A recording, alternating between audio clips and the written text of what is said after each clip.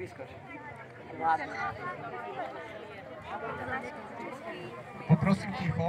Dobre, super.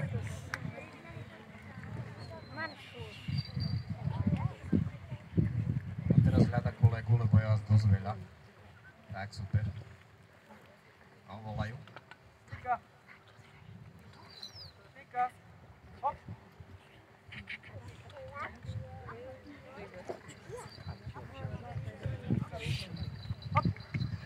Takže toto je náš jastrab mexický, ako môžete počuť z názvu, u nás tiež nežije, žije v ďalekej Amerike.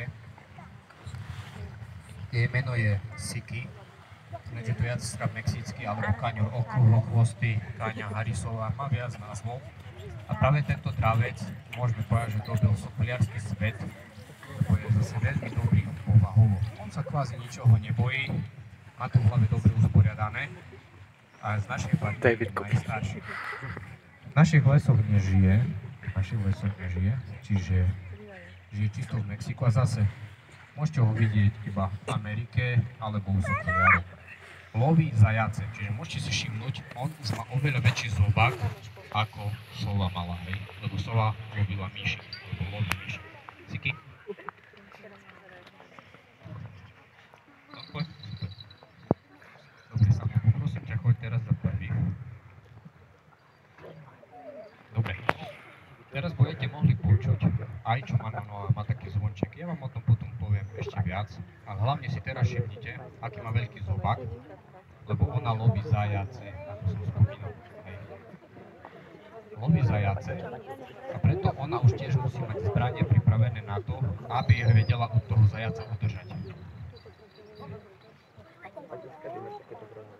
A zobák má zase tiež oveľa väčší, aby vedela zajaca, keď meso je už lepšie naporcovať. Toto je to jadro, prečo ja mám aj krkavca, spevavca a dravcov, aby ste vedeli vidieť ten rozdiel, rozoznať medzi dravcom a spevavcom. A práve dravce majú preto zahnutý zobák, lebo on im slúži ako taký príbor, ako taký nožik. Na konci ja budem mať taký veľký kus mesa a uvidíte, ako on ľahko a hravo trhá to meso. Hej. Keby napríklad tu už mal krkavec, on by iba to meso ťopal, čiže jemu musíme dávať na malé kúsky to meso. Hej. On je prispôsobený ten jeho zobák, ako keby taká pinceta.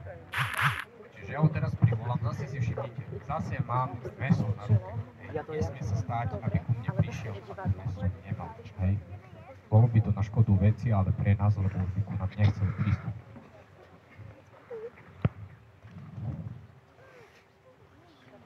Hop.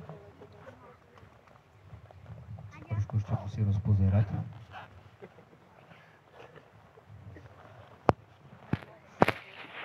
No a teraz môžete si vy všimnúť, keď zavriete oči a budete vedieť, cez vás bude prelietať teraz dravec. Môžete oči zavrieť a budete presne vedieť, kedy dravec ponad vás preletí. Hej. Počuli ste to? A práve tie zvončeky slúžia na to, že keď my nášho dravca lietame v lese, lebo toho lietame aj v lese, a keď aj zaletí poza nejaké stromy alebo kriky, my stále ho počujeme, hej, lebo má zvončeky. Čiže my vieme, že lieta okolo nás. Horšie by bolo, keď už by sme tie zvončeky nepočuli. Hej. Takže teraz vy tiež, hej, môžete si všimnúť, ak pôjde ponad vás, všimnite si rozpätie krídel. A hlavne na nohe má ešte takú jednu anténku. Tak, super. Má na nohe ešte takú anténku, ktorá slúži, to je naša taká psychologická barlička a slúži na to, že keby sa dravec zľakol. Nie, že by ku nám nechcel priletieť, lebo to sme si už vysvetľovali, to nič nefunguje na nejakej báze povinnosti, ale mohlo by sa stať, že by sa zľakol. Napríklad išla by tu sanitka, vrtuľník, nejakí policajti s majakmi a on práve by sa mohol zľaknúť. A vy keď sa zľaknete, utekáte preč. Ale on neuteká, ale má krídla, čiže odlieta. Odlieta veľmi ďaleko a sami si môžete všimnúť teraz, keď pozriete na nášho krkavca alebo sovu snežnú. Nie sú až tak ďaleko, ale už ich skoro nie je ani vidno. Hej. Predstavte si, že by sadli na strom. Už duplo by ste ich nevideli. Ale on má na nohe takú anténku, je to GPS-ko. Ja vám to potom ukážem aj blízko, bližšia. A my vieme na základe toho GPS-ka pre vašu takú lepšiu predstavivosť, my vieme nášho dravca dohľadať, keby stadiaľ nám išiel až do Starej Ľubovni alebo smer Košice. Hop.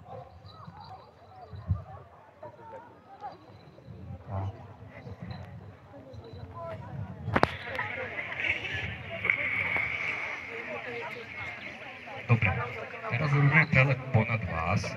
Takže zase, teraz pôjde k vám dravec, všimajte si, aké má rozpätie krídel. Je to približne ako keď vy menší si roztiahnete ruky. Hej. A keď pôjde potom od kolegu, zavrite oči a budete počuť, síce ho nebudete vidieť, ale presne budete vedieť, že ten dravec už letí ku mne.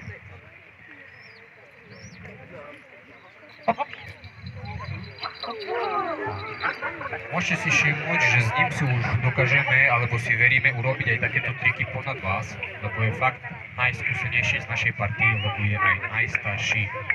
Má 5 rokov, tlieskať nemusíš, tie dravce, ale celkovo zvieratá, oni ten potlesk veľmi nemajú radi, hej. Čiže ja vás poprosím, že by ste netlieskali. A teraz vás poprosím, aby ste zavreli oči, vy, čo ponad vás teraz letel dravec, a budete mohli názorne počuť, ako pracujú tie zvončeky, rolničky. Ja vám ešte poviem takú zaujímavosť, že aj u nás kedysi dávno sokuliarstvo bolo veľmi také rozvinuté, hlavne v období kráľov, princezien. A práve do tých rolničiek sa dáva tvrdé sklo. A najtvrdšie sklo na svete je diamant.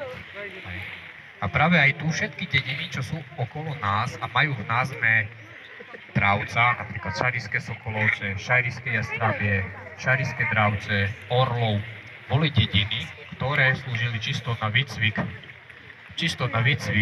dravca. Kráľ, keď išiel okolo, lebo to je tzv. Zlatá kráľovská cesta do Poľska, a keď kráľ išiel okolo, tak on iba povedal, dajte mi môjho nejakého vycvičeného dravca, on zvodil. Hej, čiže u nás dávno, kedysi dávno, to bol jasné riadne rozvinuté.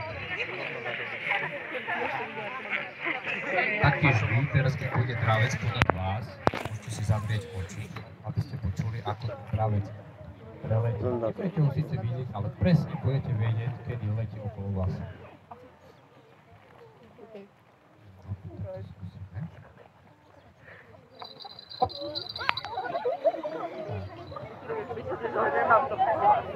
Ja, že prežil si? Prežil si. Tak nevíš, podľa neho.